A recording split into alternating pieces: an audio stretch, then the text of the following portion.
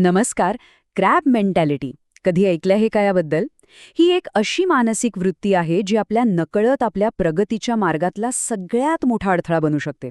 आज आपण याच शक्तिशाली आणि तितक्याच घातक संकल्पनेबद्दल बोलणार आहोत आणि बघणार आहोत की यात अनेक जण कसे अडकतात. एक विचार करा. समजा एका बादलीत एक खेकडा ठेवलाय. काय होईल? तो बाहेर पडेल.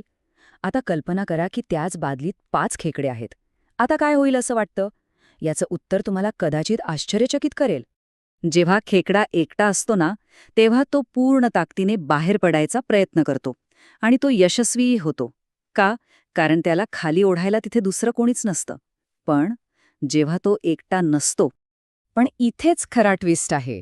जसे आपण त्या बादलीत आणखी खेकडे टाकतो, तसं सगळं चित्रच पालटून जातं.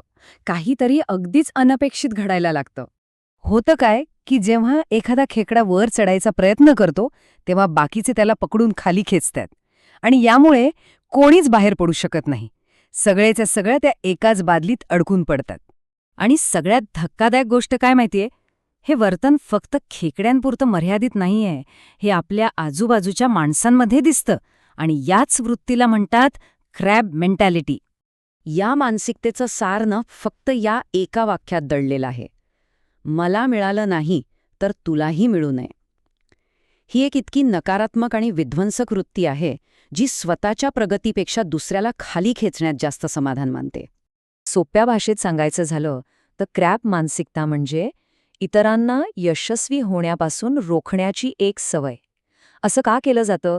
कारण एकतर ती व्यक्ती स्वतः यशस्वी होऊ शकत नाही किंवा मग तिला इतरांची प्रगतीच पाहवत नाही. तर मग आपल्या आजूबाजूच्या लोकांमध्ये आणि खरं सांगायचं तर स्वतःमध्ये ही मानसिकता कशी ओळखायची? कारण ती ओळखणं हे बदलाच्या दिशेने टाकलेलं पहिलं पाऊल आहे. हे ओळखणं तसं सोपं आहे बघा.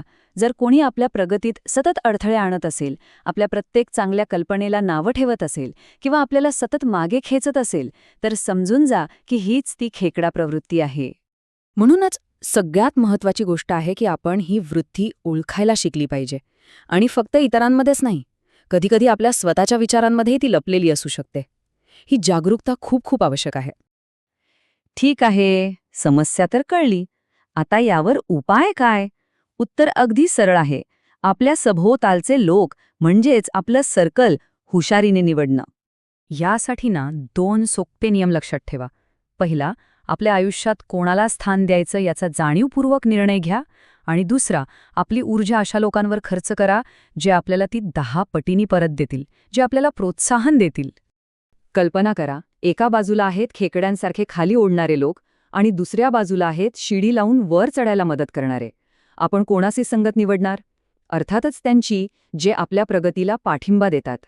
एक खरंच चांगलं सपोर्ट करणारं सर्कल काय करतं? ते आपण घेतलेल्या धाडसाचं कौतुक करतं. आपल्याला आपल्या सुरक्षित कवचातून म्हणजे कम्फर्ट झोनमधनं बाहेर पडायला मदत करतं. आपल्याला अजून चांगली कामगिरी करण्यासाठी प्रेरित करतं. आणि हो, मोठी स्वप्न बघायला भाग पाडतं.